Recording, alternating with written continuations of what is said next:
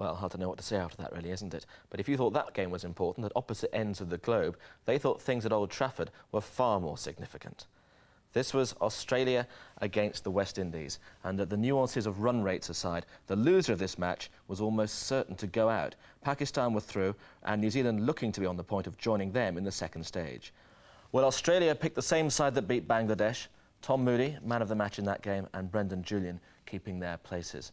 As far as the West Indies were concerned, Mervyn Dillon was back after being rested against Scotland. He replaced Hendy Bryan, and Stuart Williams keeping his place despite a golden duck against Scotland. Well, Australia won the toss and they chose to field. The first few overs were going to be crucial, and it's the beginning of the third. McGrath is bowling to Jacobs. The West Indies are one without loss. And our commentary team is Richie Benno, Colin Croft, Jeff Thompson, Mike Atherton, and first of all, Jonathan Agnew.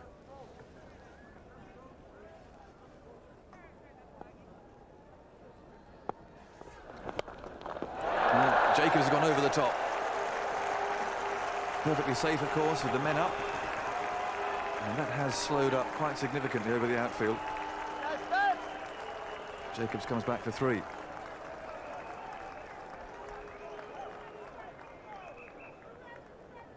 First sign of aggression here from Ridley Jacobs. Ball of full length from Glenn McGrath. Flicked it over mid-wicket, and the outfield looks slow.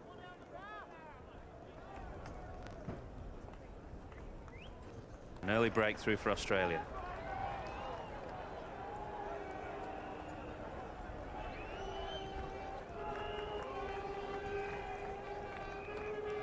The secret here is that he kept down, didn't stand up, kept himself low, able to go down to take that low to his right.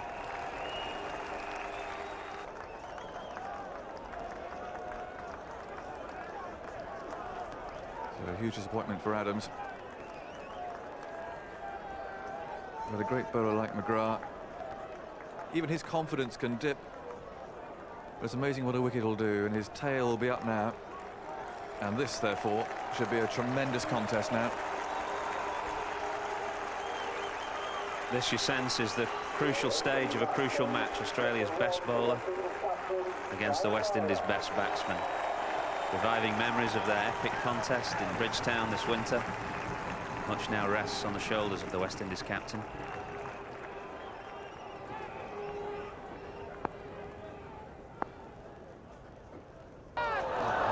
Fortunate. There's a mix-up, and if that hits, oh my word, well, Lara wasn't even trying to get into his ground. Brendan Julian at square leg. He had a good side of the stumps, although it's very difficult to hit from that distance.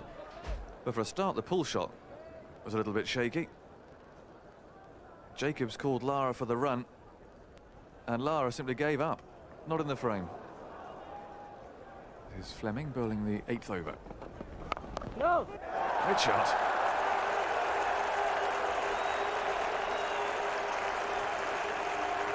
Classic Lara.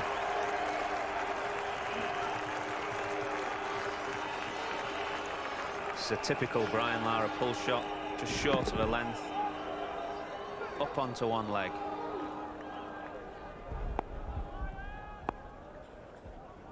Lara was a little bit late there. Very, very well bowled, just about the right. A little bit of movement away from the right, correcting the left-hander, but more particularly, I think Brian Lara was late. Hit the top of the off stump. West Indies in serious trouble at 20 for 3. Shivnarine Chanderpaul, the new batsman coming out. Just pitched about middle and leg, clipping the top of the off stump. Anything better than that has not been made yet.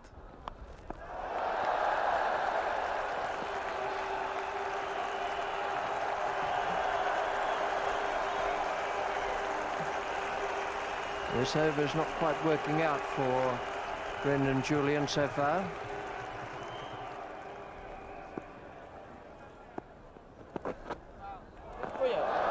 That's worse. Not only wide, but it's gone for 4 as well. Gilchrist was over the top of it rather than having it too far away from him.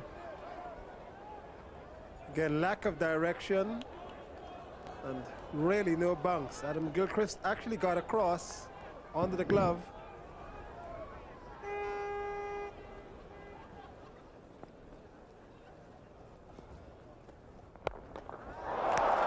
Good shot. He's waited for that. Something well pitched up round about Midland leg. And when it came, he dealt with it perfectly.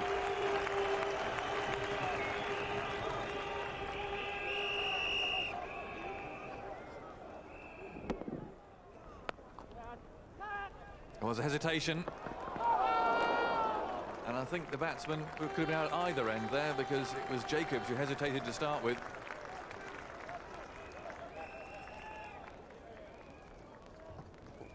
Well, this is a very good piece of fielding. He's picked out Steve Waugh, the captain. He's on the back foot, and this is what's done him in here. Steve Waugh just picks that up, turns, shies at the stumps. It can't be too far away, but that would have been out. Still, the partnership starting to grow now for the West Indies. They urgently need one. And Julian's continuing. That should be 2. It may even be 3. Well, Jacobs is struggling. Direct throw from the boundary, and Jacobs there slipped at the non-striker's end. They've called for the replay, and this will be interesting. Well, it's amazing how it happens, isn't it? He just pushes this one forward a point. They're probably thinking of a 2 at that stage, but it just keeps rolling and rolling. Ponty's the man just coming into picture now, giving chase, and he's a very good thrower. But he turns blindly and throws it, and unbelievably, this hits the stumps direct. Batsman slipped, and this is going to be very, very close. And he's just got there. Wonderful throw. Now, Shane Warne's coming on.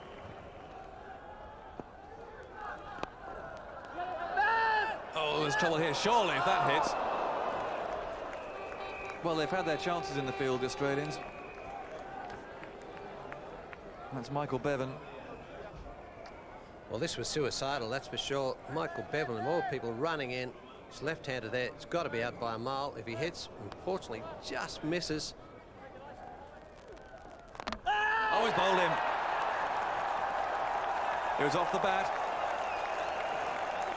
And Shane Warne strikes with just his 3rd delivery. He loves that Warwick Road end of Old Trafford. 64 for 4. Chandlerpool's out for 16. Well, Chanderpool will be very disappointed in that, I think. Tried to force the delivery, probably not quite enough room, in a little bit close to him there. He leaves for 16 of 39 deliveries. Stuart Williams at number 6.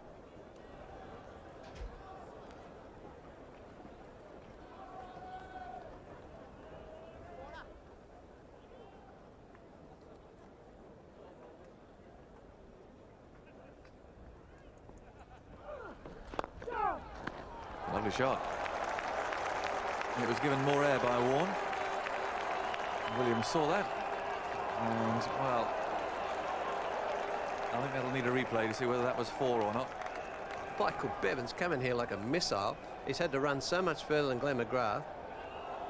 He knocks that out and then Nelly demolishes the fence as well.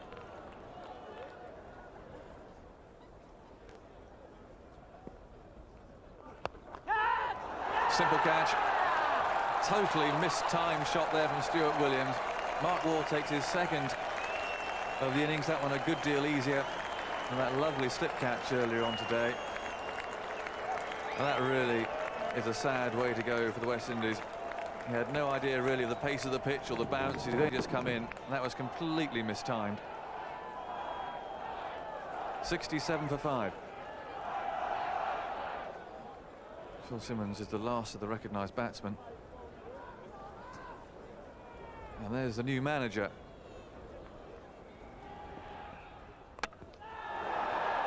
Dear, another one dragged on. Well, that's a brilliant bowling change. Moody has just taken a wicket. Steve Waugh whips him off, brings on Fleming. He gets a wicket, and it's 69 for 6 now.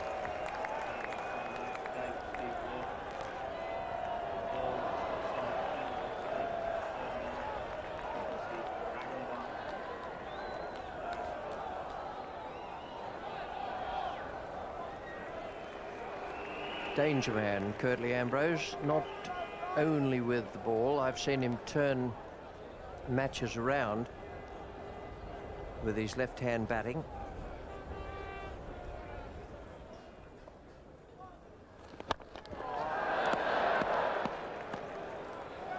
Didn't quite come off then, but that's one of the reasons Ambrose is dangerous.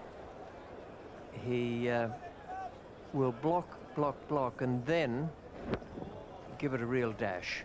There's no man at long on, but there is one at deep mid-wicket.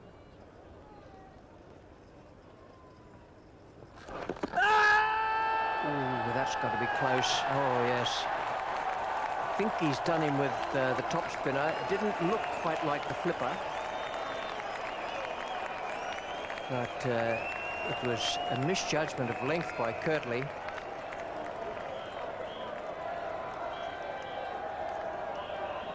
Shane Warne's happy association with this ground continues.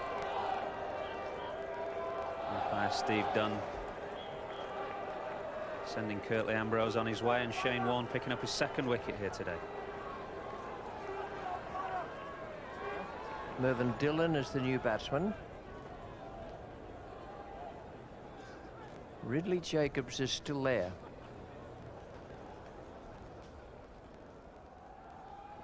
Oh, that's close.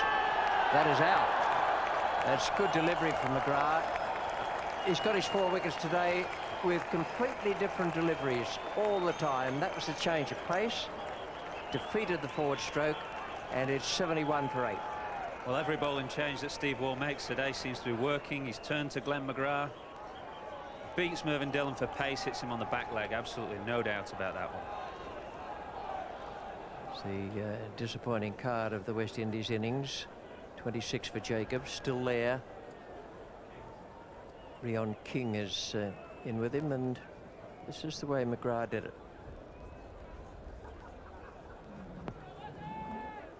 Very well bowled. As plumb as you're likely to see.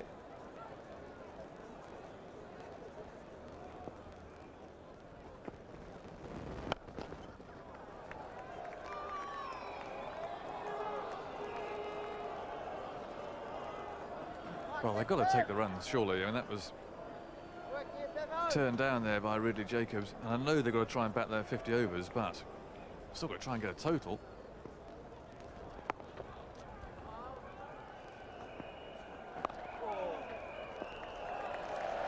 King's off the mark. It's taken 27 balls. Shane Warne.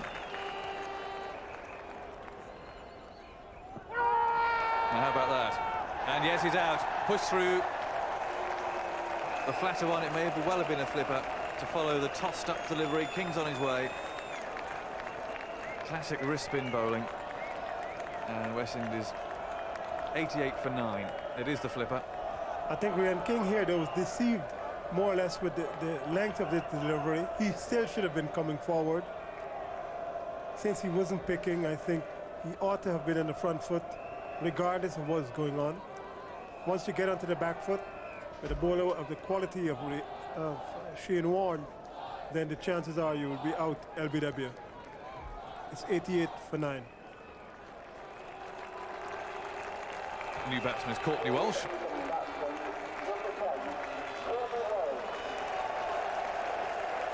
Tremendous cheer for Courtney, who's a wonderful fast bowler, not necessarily renowned for his prowess with the bat. What's it to be? There's a slip. 1 ball left in the over. Money's on the flipper. There it is. And well played, Courtney. 88 for 9 after 41 overs. That's the end of Shane Warne. 10 overs, 4 maidens, 3 for 11. Wonderful spell of bowling. Not much pressure on him, to be fair. The damage was really done by Glenn McGrath at the start of the innings. A bowling change at the Warwick Road end. Brendan Julian, who struggled in his first spell.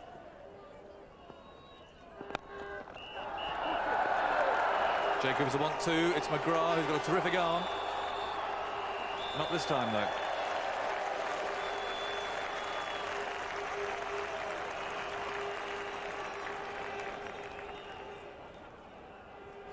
Falsi's on 2. Here's Julian. That's a huge hit.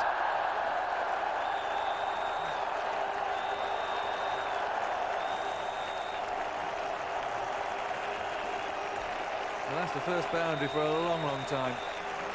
Finally, the crowd here gets something to cheer about. The 100 comes up. That's the first boundary since the 16th over.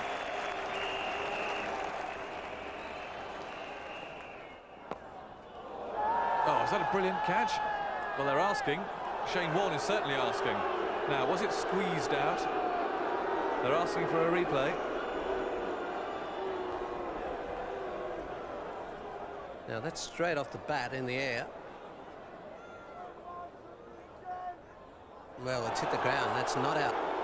Not out, that one. Another boo for Shane Warne.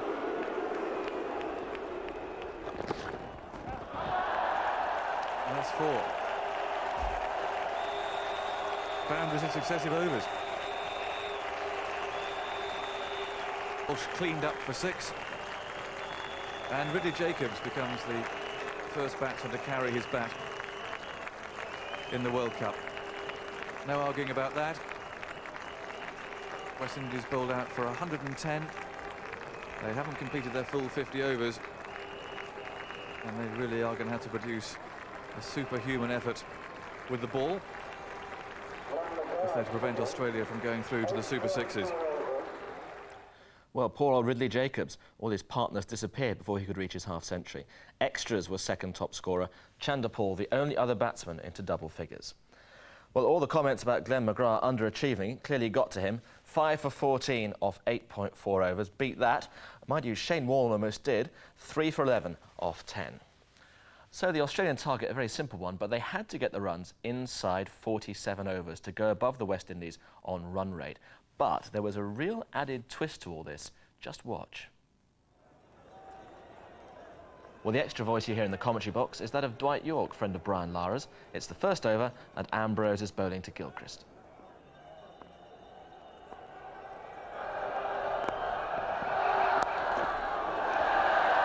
They're away, second ball. And short deliveries. And Gilchrist, we're quite happy with those all day. Gets over the top of that one, keeps it down.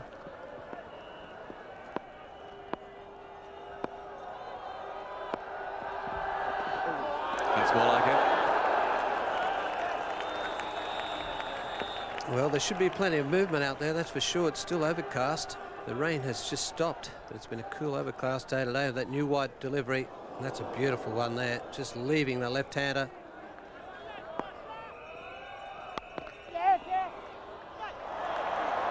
Well, the West Indies don't need little slips like that.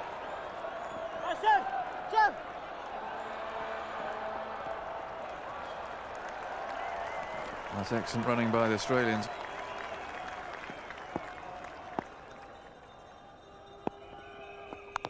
Oh. Well, we saw in the West Indian innings a couple of players chopping into their stumps, and that was very close.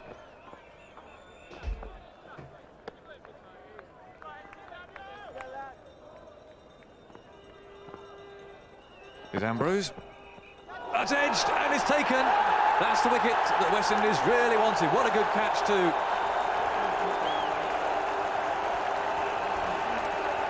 Mark Waugh has gone. Wonderful catch by Ridley Jacobs. It went quickly. A very good delivery here. Curtly Ambrose. Mark Waugh has to play at this. Just left him at the last minute, and that's a superb catch there too as well from Ridley Jacobs. And the West Indies, aren't they happy? And the big fella. That's exactly what they wanted, an early wicket. And there he is. Mark Waugh on his way for 3. The first wicket down for 10.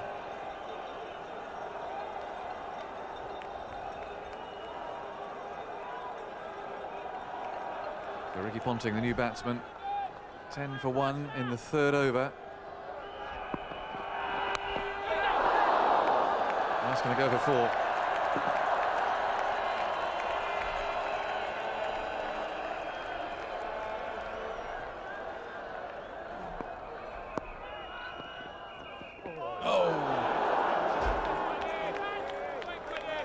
Dearie me, where did that go? Adam Gilchrist is looking around. Didn't know much about that one. This one hits the seam. Just holds its line back through the gap there.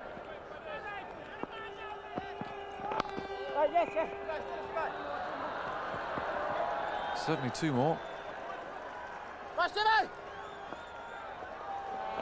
Going for the third.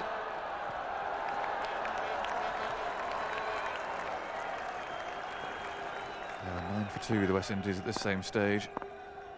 Terrible start, from which they never recovered. That's high, and it's hard. It might not quite go for 4. It's a slow outfield here today.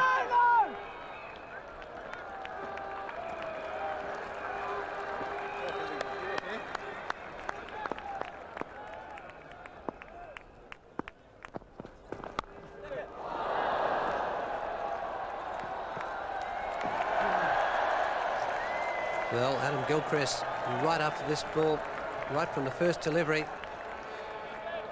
Not a half volley, just a little bit wide this time. That's 4.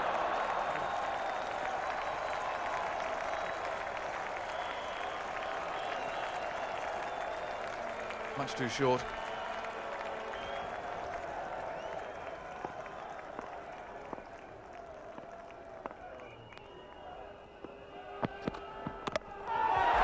Played on. Well, 2 down. 43 on the board. Not many to play with for the West Indies. Australia need 111 in all.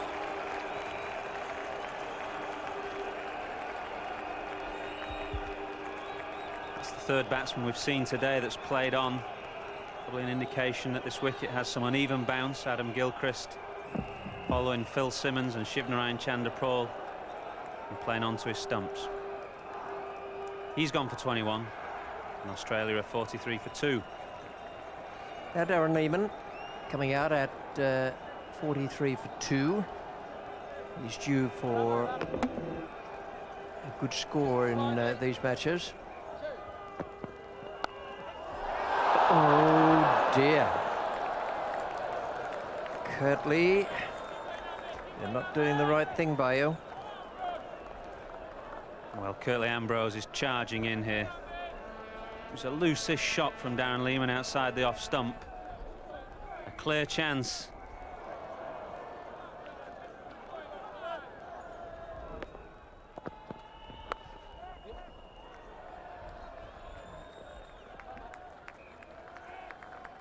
There's 50 on the board for the Australians now. Not everything has come off the middle of the bat, but there have been some very good strokes played as well. It's been good, tense stuff.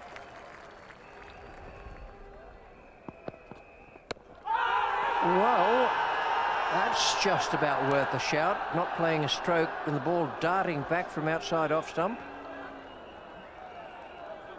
Might have been going past off stump. Must have been, according to Steve Dunn, the umpire. I think this is a good decision from Steve Dunn. I'm not sure he could be convinced that that ball was going to hit the stumps.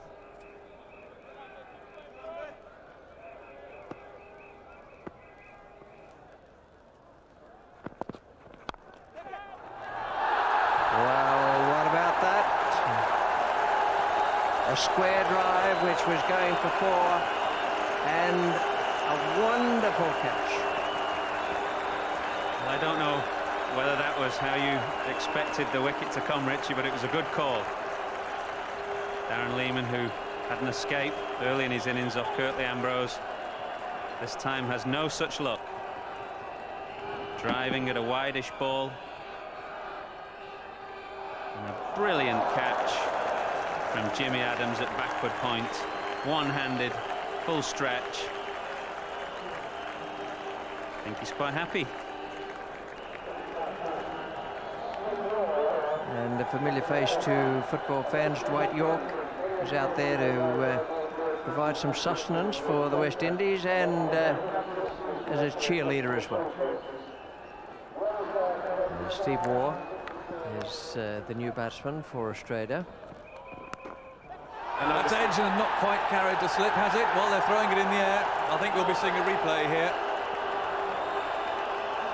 Certainly the Windies are confident that the 4th wicket has been taken here. A little bit of extra bounce. Now, does this carry? I don't think that does. Well, that's the decision given by the umpire as well.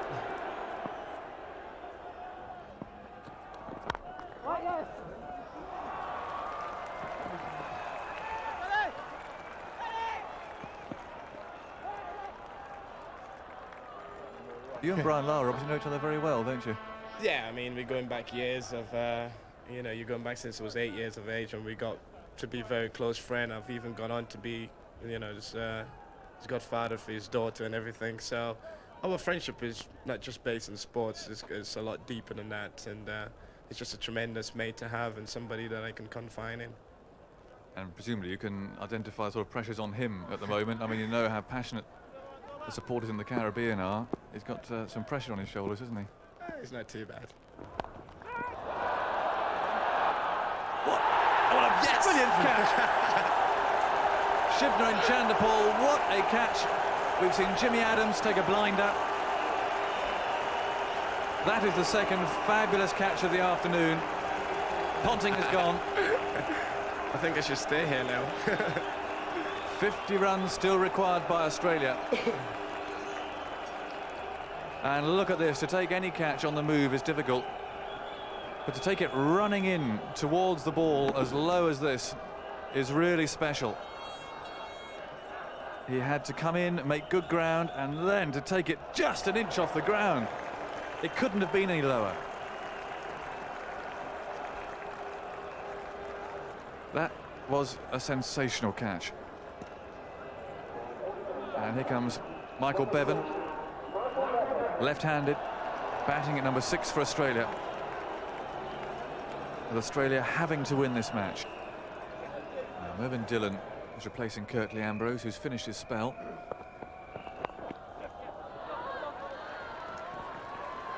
I think this is where Brian Lara is going to have some... This is going to be tight. Very tight. No, that's close. We've been saying how pressure does funny things. And in fact, they did very well to complete that second. Michael Bevan running towards the danger end.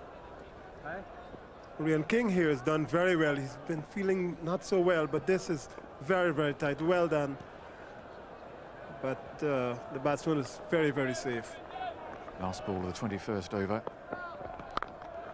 That's through the gap. Chase here for Adams. I don't think he's going to get it.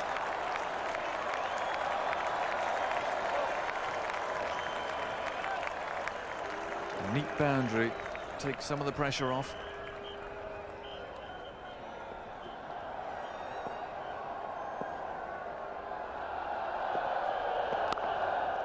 That's through as well. 2 boundaries now for Michael Bevan, who's coming here under a fair amount of pressure, but now Australia move on to 73 for 4. Courtney Walsh bowled only 3 overs in his first spell. A little expensive, actually.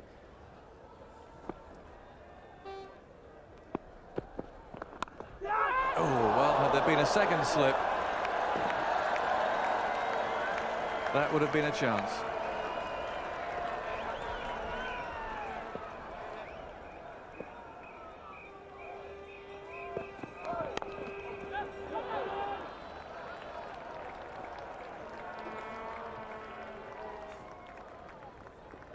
Two more to Australia, 87 for 4 after 26 overs.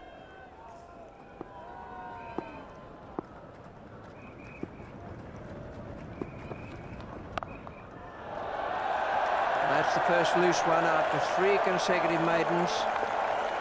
Something had to crack, and it was unlikely to be Steve Waugh.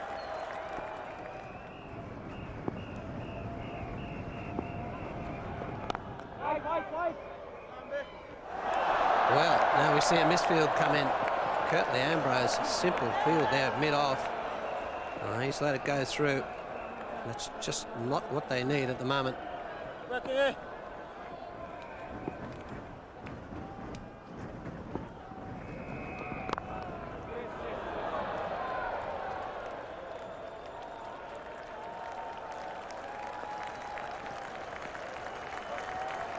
up for Australia, 111 their target.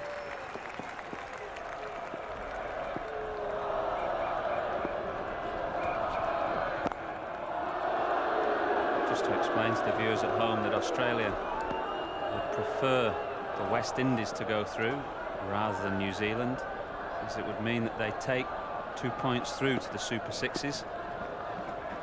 So whilst at the same time as winning this game, they'd quite like to keep the West Indies net run rate above New Zealand's.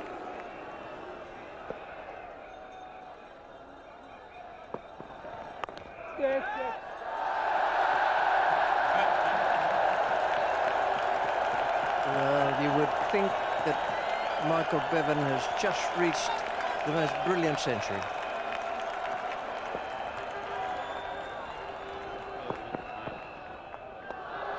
And wide, no ball called, and the Australians have won here. For a lot of the time it was a very tight match, and the Australians then settled down to think about net run rates. They've finally won the match 111 for 4 in the 41st over, West Indies having been bowled out for 110. Well, in a moment, you'll hear Steve Waugh talking about those tactics. They had to reach that target in 47 overs, and they crawled to it eventually in just over 40. Not terribly relevant to read too much into these figures. Curtly Ambrose gave the West Indies a measure of hope, but it had a very short life expectancy indeed. So 6 wickets was the margin. The Australian World Cup dream remains, especially with McGrath and Warne in such good form. Here's the table coming up, and the West Indies' ambitions haven't quite been extinguished yet because, well, we'll explain those in just a moment. Can you explain to people what was going on at the end there? We're looking for a bit of a net, myself and Bevo. We're short of practice. No, obviously we had to try and make the run rate as hard as possible for New Zealand to go through. We want 2 points into the next round, which I think are going to be vital. So, you know, it was imperative for us to try and, you know, make New Zealand's job as hard as possible. And to do that, we had to, you know, score, I guess, slowly in the last 10 overs. So that was all it was, it's simply down to the run rate. Yeah, I mean, we're playing by the rules. We don't make the rules. We got to play as we see fit, and we want 2 points going into the next round. And you've got to do everything possible as a professional player to make sure that you make the most of your opportunities. And for us, that was batting 40 overs. Well, we're working out that apparently if New Zealand score around about 230 and then bowl Scotland out for 110, that would get New Zealand through. So you'll be watching very carefully tomorrow. Yeah, definitely. I think it's an important game for us to watch. I like and wishes that Scotland do well, but I think at the end of the day we are disappointing today, and if we're going to do well in this tournament, if we get through, we got to do a much better performance than today. OK, let's talk these figures. I've got to read this. What happens tomorrow? If New Zealand bat first against Scotland and they score 200, the winning margin has to be 121 runs, and then they'll go through to the Super Sixes. If they score 250, they have to win by 118 runs, and if they score 300, they need to win by 114 runs, and there's a sort of a consequent sliding scale. If Scotland bat first and score 100, New Zealand have to pass that total by the 21st over. If they score 150, they have to win by the 23rd over, and they must overtake a score of 200 by the 25th over. And if it rains, then we'll worry about that when it comes to it. But anyway, basically, it's all down to the facts and figures tomorrow, and obviously we've got highlights for you here tomorrow night on BBC One. But